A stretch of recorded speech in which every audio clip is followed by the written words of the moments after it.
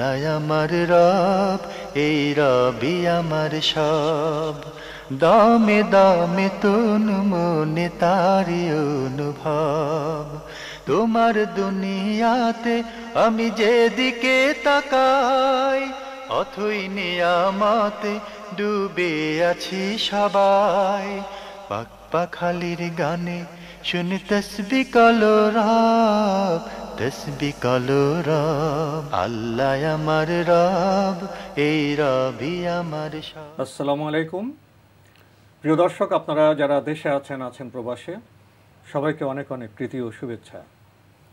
শুরু হলো আপনাদের প্রশ্ন নিয়ে আপনাদের এই প্রিয় অনুষ্ঠান আপনার জিজ্ঞাসা। আপনাদের সাথে আছে আমি জয়নুল আবেদিন আজাদ। আজকেও আপনাদের প্রশ্নের জিজ্ঞাসার জবাব দিচ্ছেন বিশিষ্ট আলেম ডক্টর মোহাম্মদ সাইফুল্লাহ। আসসালামু আলাইকুম ওয়া রাহমাতুল্লাহি ওয়া বারাকাতুহু।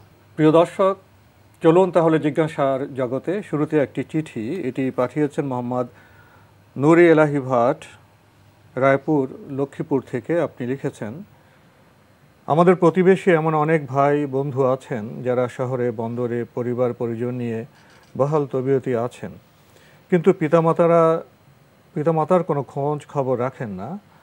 পিতামাতার প্রতি সন্তানের দায়িত্ব কর্তব্য সম্পর্কে কোরআন ও হাদিসের আলোকে দীর্ঘ নির্দেশনা দানের জন্য সম্মানিত আলোচক মহোদয়ের দৃষ্টি আকর্ষণ করছি। কোরআন কারীমের অসংখ্য আয়াতের মধ্যে আল্লাহ সুবহানাহু ওয়া তাআলা আল্লাহ রাব্বুল আলামিনের হকের সাথে সম্পৃক্ত করে পিতামাতার প্রতি সদ্ব্যবহার করার কথা নির্দেশ দিয়েছেন। তাই এটি অত্যন্ত গুরুত্বপূর্ণ একটি বিষয়, যেটাকে আল্লাহ সুবহানাহু ওয়া তাআলা তার হকের সাথে আল্লাহ রাব্বুল আলামিনের যে অধিকার রয়েছে অধিকারের সাথে সম্পৃক্ত করেছেন। পাশাপাশি আল্লাহ রাব্বুল আলামিন এই হকুল ইবাদের মধ্যে, বান্দার হকের মধ্যে সবচেয়ে শ্রেষ্ঠ হক পিতামাতার হক হিসেবে আখ্যায়িত করেছেন। সুতরাং এটি যারা লঙ্ঘন করবে, রাসূলুল্লাহ সাল্লাল্লাহু আলাইহি ওয়াসাল্লাম আমরা দেখব হাদিসের মধ্যে এই বিষয়ে কঠিনভাবে তাদেরকে সতর্ক করেছেন। প্রথম আমরা যে হাদিসটি আলোচনা করতে চাই, এটি ইমাম তিরমিজি রাহমাতুল্লাহ তাআলা সুনানের মধ্যে বর্ণনা করেছেন, সহিহ সনদে এসেছে। বাহজ ইবনে হাকিম বর্ণনা করেছেন তার বাপ থেকে, তার বাপ বর্ণনা করতেছেন তার দাদা থেকে। তিনি হচ্ছেন মুআবিয়া ইবনে হাইদ আল-কুশাইরি রাদিয়াল্লাহু তাআলা আনহু। তিনি আল্লাহ রাসূল সাল্লাল্লাহু আলাইহি ওয়াসাল্লাম সাহাবী ছিলেন। তিনি একদিন রাসূলুল্লাহ সাল্লাল্লাহু আলাইহি ওয়াসাল্লামের কাছে এসে প্রশ্ন করলেন, ইয়া রাসূলুল্লাহ মান আহকুন নাস বিহুসনি সাহাবাতি। হে আল্লাহ রাসূল সাল্লাল্লাহু আলাইহি ওয়াসাল্লাম, আমি সবচেয়ে উত্তম আচরণ, উত্তম ব্যবহার কার সাথে করব, কে আমার প্রতি সবচেয়ে বেশি হকদার উত্তম ব্যবহার পাওয়ার জন্য? ক্বাল, রাসূলুল্লাহ সাল্লাল্লাহু আলাইহি ওয়াসাল্লাম বললেন, উম্মুকা, তোমার মা। ক্বালা সুম্মা মান, তারপরে কে? ক্বালা উম্মুকা, তোমার মা। ক্বালা সুম্মা মান, তারপরে কে? ক্বালা উম্মুকা, তোমার মা। ক্বালা সুম্মা মান, তারপরে কে? ক্বালা আবুক, তারপর তোমার পিতা। রাসূলুল্লাহ সাল্লাল্লাহু আলাইহি ওয়াসাল্লাম এখানে পিতামাতার যে হক এবং অধিকার রয়েছে দুইটাইকে স্পষ্ট করেছেন এবং বলেছেন যে সবচেয়ে উত্তম আচরণ যারা পেতে পারে তারা হচ্ছে পিতামাতা, এবং তোমার পিতা এবং মাতা এবং তোমার পিতা দুজনই সবচেয়ে বেশি উত্তম হকদার। এই জন্য আরেকটি হাদিসের মধ্যে রাসূলুল্লাহ সাল্লাল্লাহু আলাইহি ওয়াসাল্লাম ইরশাদ করেছেন যে তোমার পিতামাতা হচ্ছে মানে আল্লাহ রাব্বুল আলামিনের সন্তুষ্টির কারণ এবং অসন্তুষ্টির কারণ। তুমি ইচ্ছা করলে পিতামাতাকে সন্তুষ্ট করলেই আল্লাহ রাব্বুল আলামিনের সন্তুষ্টি অর্জন করতে পারো, আর ইচ্ছা করে পিতামাতাকে অসন্তুষ্ট করলেই মূলত এর উপর আল্লাহ রাব্বুল আলামিনের সন্তুষ্টি রয়েছে। এখন এখানে কথা হচ্ছে এই যে মানুষের জীবন প্রবাহ আসলে বিভিন্নভাবে মানুষদেরকে তাড়িত করে অথবা নিয়ে যায় বিভিন্ন জায়গায়। যেমন একজন ব্যক্তি জন্মগ্রহণ করেছে হয়তো সিলেটে, দেখা গেলো জীবনযাপন করতেছে খুলনায় গিয়ে। মানে সে হয়তো কল্পনাও করতে পারেনি তাকে জীবনযাপন করতে হবে খুলনায়। কেন? যেহেতু তাকে জীবিকার জন্য, জীবনের জন্য, জীবনযাপন করার উপায় উপকরণের জন্য তাকে বিভিন্ন জায়গায় সফর করতে হয়। সেই ক্ষেত্রে মানে পিতামাতার প্রতি সন্তানের যেই মানে উত্তম আচরণের কথা বলা হয়েছে, উত্তম সৎ ব্যবহারের কথা বলা হয়েছে, সেটা কিভাবে একজন সন্তান সেটা মানে পালন করবে বা আদায় করবে, এটি খুবই গুরুত্বপূর্ণ একটি বিষয়। আমার ভাই যে প্রশ্ন করেছেন তিনি হয়তো বুঝাতে চেয়েছেন এই কথা যে মানে যে কোনো ব্যক্তি পিতামাতা শহরে থাকতেছে, এখন পিতামাতার খোঁজখবরও নিচ্ছেন না, তিনি হক যতটুকু রয়েছে সে হক আদায় করতে পারতেছেন না, এটা একটা পরিস্থিতি। আরেকটা হলো তিনি বাইরে থাকলেও কিন্তু পিতামাতার হক খোঁজখবরও নিচ্ছেন, হকও তিনি আদায় করতেছেন। দুটার মধ্যে একটু পার্থক্য রয়েছে। প্রথম কথা হচ্ছে মানে এখানে যে বিষয়টি নিয়ে আলোচনা করা হচ্ছে সেটা হলো যে ব্যক্তি মানে পিতামাতা থেকে বিচ্ছিন্ন থেকে পিতামাতার খোঁজখবর না নিয়ে তাদের হক নষ্ট করছে, কোনো সন্দেহ নেই সেই পিতামাতার প্রতি সদ্ব্যবহারের যে অধিকারটুকু সেটা আদায় করেনি। ফলে আল্লাহ রাসূল সাল্লাল্লাহু আলাইহি ওয়াসাল্লাম হাদিসের মধ্যে বলেছেন, সালাসাতুন লা ইয়াদখুলুনাল জান্নাহ, 3 দল লোক জান্নাতে প্রবেশ করবে না, তার মধ্যে আকুন লিওয়ালিদাইহি, পিতামাতার প্রতি যেই সত্যিকারভাবে বাধ্য হলো পিতামাতার প্রতি মানে আচরণ যথাযথ আচরণ করলে সেও জান্নাতে প্রবেশ করতে পারবে না, এখানে এসে এর মধ্যে অন্তর্ভুক্ত হবে। দুটি বিষয় আপনার সামনে পেশ করতে চাই। অ্যাকচুয়ালি এরকম অনেকে ধারণা করেন নামাজ, রোজা, হজ, যাকাত করলাম, কিন্তু আপনার বক্তব্য, আপনি ইসলামের বক্তব্য থেকে আমরা উপলব্ধি করেছি নামাজ, রোজা, হজ, জাকাত তো আল্লাহর হক পালন করলাম, জি, পিতামাতার হক যদি আমি পালন না করি তাহলে আমার পক্ষে বেহেশত যাওয়া যাবে না, এই হাদিস থেকে স্পষ্ট বিষয়। আরেকটি বিষয় হলো, আমি বাস্তব বিষয়ে আসতে যাচ্ছি, এখানেও প্রশ্নতে কিছুটা ইঙ্গিত আছে। একটি হলো, একটি সন্তান, ছেলে বা মেয়ে শিশু অবস্থা থেকে দিনে দিনে বছর যায়, পিতামাতা অনেক ভালোবেসে কষ্ট স্বীকার করে লালন পালন করে, এক সময় ছেলে বিয়ে হয়ে যায়, স্ত্রী গ্রহণ করেন, তার একটি সংসার হয়। সেখানে বাস্তবে দুটি চিত্র লক্ষ্য করা যায়। একটি হলো সংসার গঠন করার পরে স্ত্রী, পুত্র, কন্যার প্রতি তো দায়িত্ব আছে, জি জি। আরেকদিকে হলো আপনার পিতামাতার প্রতি দায়িত্ব। জি। এখানে যদি সঠিক দৃষ্টিভঙ্গি সন্তান লালন করেন এবং পিতামাতা লালন করেন তাহলে সমস্যা হয় না, কিন্তু আমাদের সমাজ যেমন দেখা যায় এখানে দৃষ্টিভঙ্গির সংকট আছে। অনেকে মনে করেন যে, অনেক পুরুষ যে পিতামাতার প্রতি আমার যেমন দায়িত্ব, স্ত্রীর দায়িত্ব, স্ত্রীকে অনেক বেশি বাধ্য করেন। আরেকটি বিষয় হলো যেটা পিতামাতার মধ্যে জাগে, এই সন্তান আগে আমারই ছিল, আমারই সব কিছু, এখন থেকে বেতন পেয়ে আবার স্ত্রীকে দেয়, এসব দিয়ে মানসিক মনস্তাত্ত্বিক সংকট সৃষ্টি হয়ে যায়। কোনো পিতামাতা যদি এটা মনে করেন যে তারই সব দায়িত্ব, সন্তান শুধু তার জন্য করবেন, কিন্তু তার ছেলে যে একটি নারী গ্রহণ করেছে, স্ত্রী গ্রহণ করে, স্ত্রীর প্রতি দায়িত্ব আছে, সন্তানের প্রতি দায়িত্ব আছে, তাহলে দায়িত্বের দৃষ্টিভঙ্গি তো বোধহয় একই সাথে যেমন সন্তানের থাকা উচিত, পিতামাতা থাকা উচিত, তাহলে বোধহয় জীবনযাপনের সংকটে আসে না। এই বিষয়ে ইসলামের দৃষ্টিভঙ্গিটা কেমন, ব্যবস্থা কেমন? ধন্যবাদ। আসলে মানে দায়িত্ব তো দুই দিকেই রয়েছে, মানে সন্তানের যেমন দায়িত্ব আছে, মানে পিতামাতার প্রতি তার করণীয় আছে, ঠিক তেমনিভাবে পিতামাতার সন্তানের প্রতি কিছু দায়িত্ব রয়েছে, করণীয় রয়েছে। এখানে সমস্যা হচ্ছে এই জায়গায় যে, যেমন অনেক সময় দেখা যায় যে পিতামাতার সেক্ষেত্রে হয়তো বিভিন্ন কারণে, বয়সের কারণে হতে পারে, অন্য কারণে, কোনো সময় দেখা যায় দৃষ্টিভঙ্গির কারণে হতে পারে যে অনেক সময় ব্যালেন্স করতে পারেন না, ভারসাম্য রক্ষা করতে পারেন না। ফলে দেখা যায় যে মানে তাদের অনেকের চাহিদা এমন যে সন্তান আমাদের কাছেই থাকবে, মানে আমাদেরই সন্তান, এবং সে এখন বাইরে থাকে, মানে ইত্যাদি ইত্যাদি। কিন্তু জীবনযাত্রার জন্য যে বিষয়টি খুবই প্রয়োজন ছিল, মানে যে তার সে তো বাধ্য জীবনযাপনের জন্য, আর সেই বাধ্যতামূলক বিষয়টি কিন্তু সেখানে উপলব্ধি করা হয় না বা বোঝা হয় না। ফলে সেখানে একটা মানে বোঝাপড়ার একটা সমস্যা, সংকট তৈরি হয়ে থাকে। মূলত সেক্ষেত্রে আল্লাহ রাব্বুল আলামিন কোরআনের মধ্যে স্পষ্ট করেছেন, সেটা হলো এই, যখনই কোনো সংকট তৈরি হবে সেখানে মানে সন্তানের উপর ওয়াজিব হবে যেটা, সেটা হলো বিল মারুফ, মানে একেবারেই উত্তমভাবে মানে তাদের সাথে সদাচরণ করবো, ওয়াকুল্লাহুমা কাউলান কারীমা, তাদের সাথে কথা বলবে সেটা উত্তমভাবে বলবে, মানে তাদেরকে কনভিন্স করার চেষ্টা করবে এবং যথাসম্ভব চেষ্টা করবে যে তাদেরকে কনভিন্স করার জন্য। কিন্তু দেখা যায় যেটা সামর্থ্যের বাইরে চলে গিয়েছে, তার পক্ষে পালন করা সম্ভব হচ্ছে না, এমন কোনো বিষয় হয় থাকে, তাহলে সেক্ষেত্রে সুন্দর আচরণের মাধ্যমে মানে তাদেরকে বুঝাতে না পারলে মানে সে চেষ্টা করবে যে মানে যথাসম্ভব সেটাকে থেকে এড়িয়ে যাওয়া, দূরে থাকা।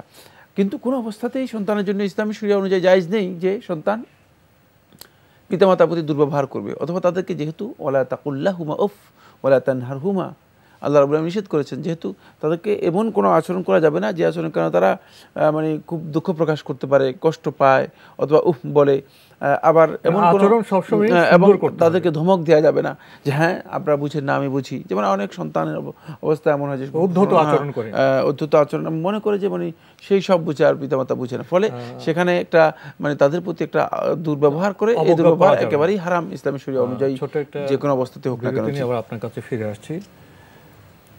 প্রিয় দর্শক, আমাদের সামাজিক প্রেক্ষাপটে খুবই একটি গুরুত্বপূর্ণ বিষয়ে আমরা কথা বলছিলাম। আমরা জানলাম যে পিতামাতার প্রতি আমাদের দায়িত্ব পালন করতে হবে, না হলে বেহেশত যাওয়া সম্ভব না, আমরা যতই ইবাদত করি না কেন। এখানে আরেকটি বিষয় চলে আসে, পিতামাতাকে উপলব্ধি করতে হবে সন্তানের দায়িত্ব সম্পর্কে। পিতামাতার প্রতি সন্তান যেমন দায়িত্ব পালন করবে, সন্তান ঠিক তেমনি তার স্ত্রী এবং সন্তানের প্রতি দায়িত্ব পালন করতে হবে।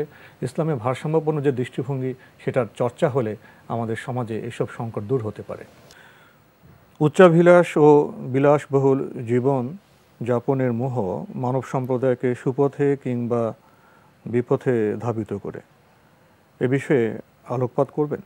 কোরআনে কারীমের মধ্যে আল্লাহ সুবহানাহু ওয়া তাআলা স্পষ্ট করে বলে দিয়েছেন যে মানুষ, যে মানব আত্মা রয়েছে, মানুষের যেই মানে নফস রয়েছে, নফসটাকে মূলত মানে লালসা দিয়েই নফসটাকে উপস্থিত করা হয়েছে, লালসা দিয়ে এটাকে প্রস্তুত করা হয়েছে। আর মনে তো নানা স্তর আছে, বিভাজন আছে। হ্যাঁ, লালসার এই জিনিসটি মানুষের অন্তরের মধ্যে থাকবেই। মানে যদি দুনিয়ার এই সম্পদ, এই চাকচিক্য, সৌন্দর্য এবং নিয়ামতের প্রতি মানুষের লালসা না থাকতো, তাহলে এই নিয়ামতগুলো আল্লাহ রাব্বুল আলামিন যে সৃষ্টি করেছেন এগুলো উপেক্ষিত হয়ে থাকতো, মানুষ এগুলোর দিকে তাকাতো, এগুলো ব্যবহার হতো না, এগুলোর দিকে তাকাতো না মানুষ। আল্লাহ রাব্বুল আলামিন এই জন্য মানুষদেরকে সেভাবে সৃষ্টি করেছেন। যুইয়িনা লিন-নাসি হুব্বুশ শাহাওয়াতি মিনান নিসাই ওয়াল বানিন। কোরআনে কারীমে আল্লাহ সুবহানাহু ওয়া তাআলা বলেছেন যে মানুষের জন্য এটা সৌন্দর্য মণ্ডিত করে দেওয়া হয়েছে। মানুষের প্রকৃতিতেই এই বিষয়গুলোর প্রতি একটা আকর্ষণ আছে, কামনার প্রতি যেই একটা ভালোবাসা আছে সেটা, তারপর সন্তান সন্ততির ভালোবাসা, সম্পদের ভালোবাসা, সৌন্দর্যের প্রতি ভালোবাসা, এগুলোকে আল্লাহ রাব্বুল আলামিন মানুষের জন্য সুশোভিত করেছেন, সৌন্দর্য মণ্ডিত করেছেন। কিন্তু সৌন্দর্য মণ্ডিত করার পর মহান রাব্বুল ইজ্জত ওয়াল জালাল এগুলোর জন্য একটা বিধিবিধান, একটি কোড আল্লাহ রাব্বুল আলামিন প্রণয়ন করেছেন, যে কোডটাকে অবশ্যই ফলো করতে হবে। যেমন খাবারের জন্য অনুমতি দেওয়া হয়েছে, পান করার জন্য অনুমতি দেওয়া হয়েছে, কিন্তু কুলু ওয়াশরাবু, তোমরা খাও এবং পান করো, কিন্তু ওয়ালা তুসরিফু, সাথে আল্লাহ রাব্বুল আলামিন কোড দিয়ে দিয়েছেন ওয়ালা তুসরিফু, অপচয় করো না। অপচয় করতে পারবে না, কারণ ইন্নাল্লাহা লা ইউহিব্বুল মুসরিফিন, আল্লাহ রাব্বুল আলামিন অপচয়কারীকে পছন্দ করেন না। তাই এখানে যে কথাটা বলা হচ্ছে সেটা হলো বিলাসবহুল, মোহের উপর নির্ভর করে বিলাসবহুল জীবন যাপনের বিষয়টি যদি কেউ করেন, তাহলে তিনি সত্যিকার অর্থে মোহের গোলামে পরিণত হয়ে যেতে পারে। তিনি ওই লালসার প্রতি এত বেশি আসক্ত হয়ে যাবেন যে এর পিছনে তিনি দৌড়াবেন, এরই গোলামে তিনি পরিণত হবেন। এই জন্য রাসূলুল্লাহ সাল্লাল্লাহু আলাইহি ওয়াসাল্লাম থেকে আনাস বিন মালিক রাদিয়াল্লাহু আনহু বর্ণনা করেন, সুনান তিরমিজি সহিহ হাদিসের মধ্যে এসেছে। হাদিসটাকে শেখ নাসিরুদ্দিন আলবানী রহমাতুল্লাহ হাসান বলেছেন জামিউ সহিহের মধ্যে, বলেন যে সালাসুল মুহলিকাত, তিনটি জিনিস মানুষের সব কিছুকে ধ্বংস করে দেয়। মুহলিকাতের মধ্যে আমলকে নষ্ট করতে পারে, আর বিশ্বাসকে নষ্ট করতে পারে, তার আদর্শকে নষ্ট করতে পারে, তার চিন্তাধারা নষ্ট করে দিতে পারে। সেই তিনটি মুহলিকাতের মধ্যে একটি হচ্ছে শুহুন মুতা, মানে এমন লালসা যে লালসার পেছনে মানুষ ধাবিত হয়। লালসার পেছনে যদি আপনি ধাবিত হয়ে যান, তাহলে সত্যি কথা হচ্ছে আপনি লালসার গোলামে পরিণত হবেন, আর আপনি নিজেকে ধ্বংস করে দিলেন। সেক্ষেত্রে দেখা যায় যে আখলাক ধ্বংস হয়ে যায় কিভাবে, তখন দেখা যায় যে সে সকল প্রকার দুর্নীতি, খারাপ কাজ তার জন্য খুবই কোনো ধরনের চিন্তাই করেন না। তিনি মনে করেন যে আমার পেতে হবে, আমার এটি দরকার এবং আমাকে এটা খেতেই হবে, ইত্যাদি ইত্যাদি কারণে অদম্য হয়ে ওঠেন, ইত্যাদি ইত্যাদি কারণে তার মধ্যে অবস্থা এমন তৈরি হয় যে তিনি সত্যিকার অর্থে এর পিছনে দৌড়াতেই থাকেন, এর পিছনে দৌড়াইতে থাকেন। সেখানে সত্যিকার আল্লাহ রাব্বুল আলামিনের প্রদত্ত যে কোড রয়েছে, আল্লাহ রাব্বুল আলামিন যেই মানুষদেরকে একটা সুনির্দিষ্ট পরিচালনা বিধি দিয়েছেন, সেদিকে ডানভাবে হাত তাকানোর সুযোগ নেই। তখন তিনি আল হালাল উবাইয়িনুন ওয়াল হারাম উবাইয়িনুন বাইনাহুমা উমুরুল মুশতাবিহাত, হালাল হারামের এই বিধানগুলো তার মাথায় আসে না, যেহেতু তিনি তখন প্রবৃত্তির এবং লালসার গোলামে পরিণত হয়ে যান। এটি মানুষের আমলকে ধ্বংস করে দেয়। আমলকে ধ্বংস করে কিভাবে? আমলকে ধ্বংস করে এভাবে যে এর মাধ্যমে মানে যখন মানুষ এই লালসার মোহে মানুষ যখন দৌড়াতে থাকে, তখন দেখা যায় সে ব্যক্তি এমন কিছু কাজের মধ্যে লিপ্ত হয়ে থাকে যে কাজগুলো তার সমস্ত আমলগুলো বরবাদ করে দেয়।